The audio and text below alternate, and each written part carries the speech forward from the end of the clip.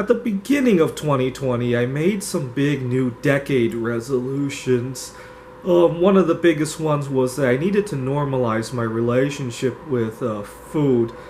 2 years before, I had lost a job over my eating problems. What had happened was I couldn't wait to get back to my desk to eat something that I had prepared earlier that day, and I had a meeting with my boss, and he got very long-winded over a bunch of really not so important things, and I I kept thinking he was going to be done, and he had one more thing, and then one more thing, and then one more thing, and I got very frustrated, and I raised my voice, and I said a few things that were not quite appropriate. Long story short, that was probably a major reason I lost my job.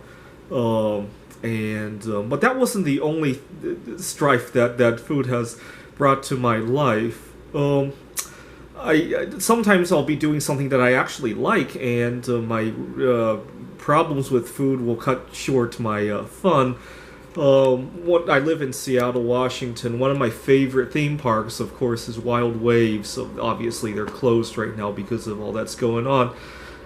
They don't allow you to bring outside food.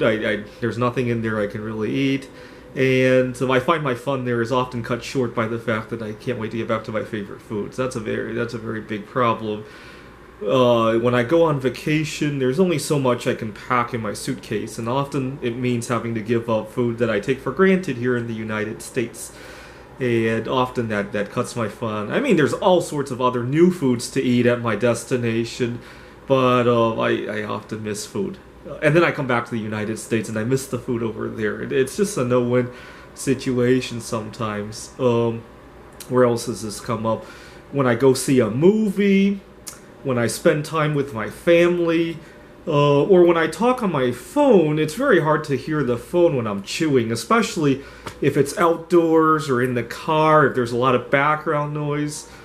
And I can't wait to finish the conversation so I can get back to my food. Sometimes, not only is it embarrassing, but sometimes if I'm trying to talk business and I rush, it's easy to make a mistake.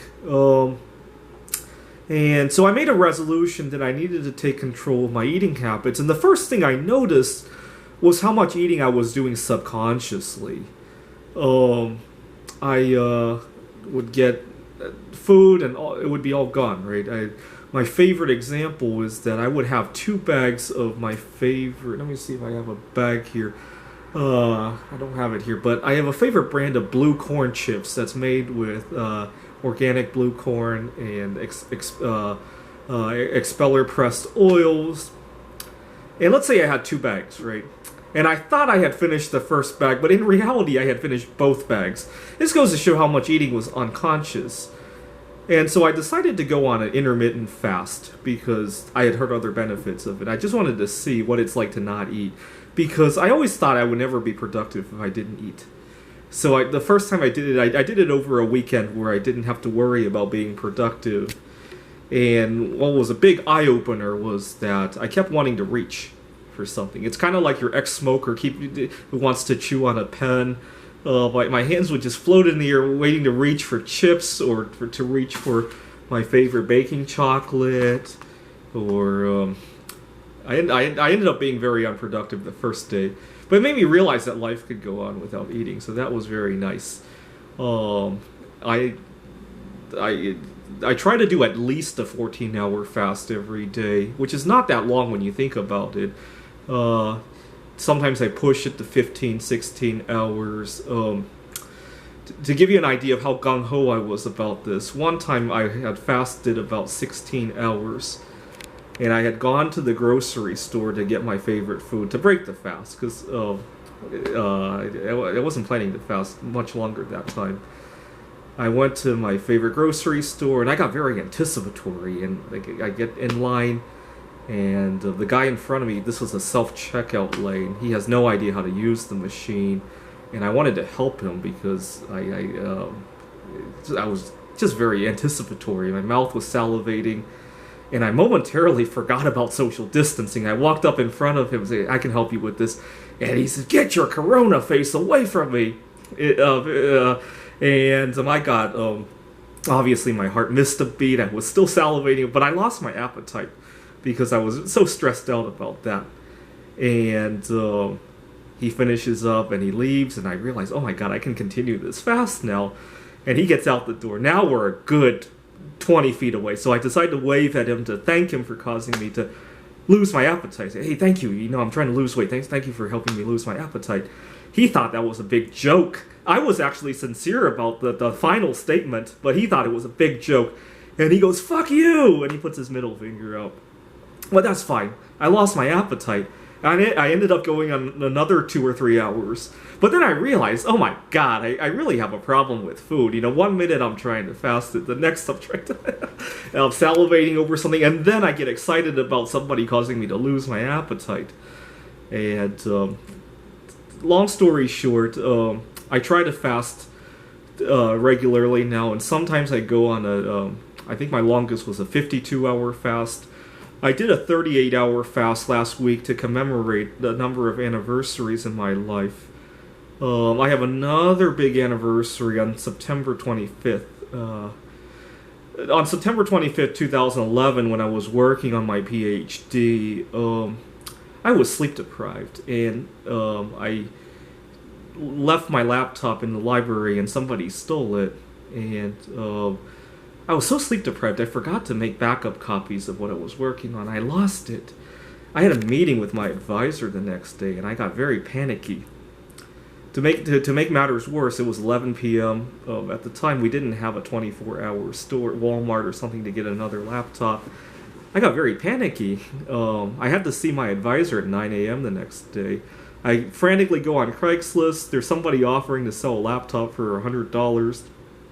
I call him. He doesn't answer the phone, and I leave frantic messages saying, you know, if I can pick up the laptop today, I'll throw in an extra $50. I'll give you $150.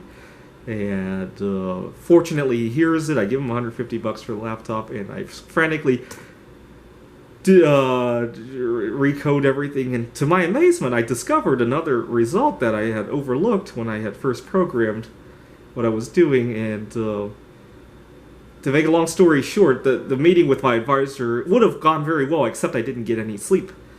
And my advisor was pretty excited about my new result, but she said, you know, get some sleep. We don't want to have to pay for your medical bills if you stay up so late to provide these revolutionary discoveries, something like that. And so that was good, because my advisor used to think that I fool around so much, and she doesn't realize that sometimes getting some rest and having some fun sometimes is very important to my overall productivity. And the fact that she said, Andrew, go home and get some sleep, that was very pleasing to hear. And so that was September 25th. And so every year around that time, I commemorate it somehow. And this year I'll probably go on another 24-hour fast. But aside from the physical benefits of fasting, the other reason I like to fast is that it forces me to appreciate food and to realize that I'm eating, and to make eating a more conscious decision. Lately, I still have one weakness, which is that I hate to waste food. And unfortunately, I have a favorite brand of microwavable popcorn. And as soon as I heat up one bag, it's very hard for that to save half a bag for later. And I despise it so much that I stopped eating the popcorn altogether. The blue corn chips, I put a rubber band around that. That does keep better. But stuff that doesn't keep well. And then when I cook, I have a crock pot for cooking. It's so time-consuming to put everything together that I often cook a lot, and then I want to eat it all because I hate wasting. Hopefully after I get married, or at least have a live-in girlfriend that I could share the food with, that might help solve part of that problem. That's kind of tough, though, because most people I meet tend to eat all sorts of crap, right? I guess opposites attract there. As long as I meet somebody who accepts me for what I eat, I'm usually pretty happy about that. I have a live and let live kind of attitude with food. Unfortunately, a lot of my peers don't have a live and let live. They feel pretty offended if they offer me food and I don't take it. A lot of people don't like to accept no for an answer when it comes to food for some reason. Anyways, I hope to go on another few fasts over the next couple of weeks. I find one of the biggest barriers with fasting is any sort of social situation, right? It's kind of expected to eat lunch when you're at a workplace. It's kind of, like I said, people get very offended if you don't take food that they offer. And so conversely, I'm very lucky I chose 2020 to make this resolution, because conversely, social distancing is often a very helpful for my fasting efforts. And I hope to master the art of fasting in a social distancing world, so that when we go back to the social world, I at least have how to fast mastered, and then I just have to master the social part of it. Thanks for watching.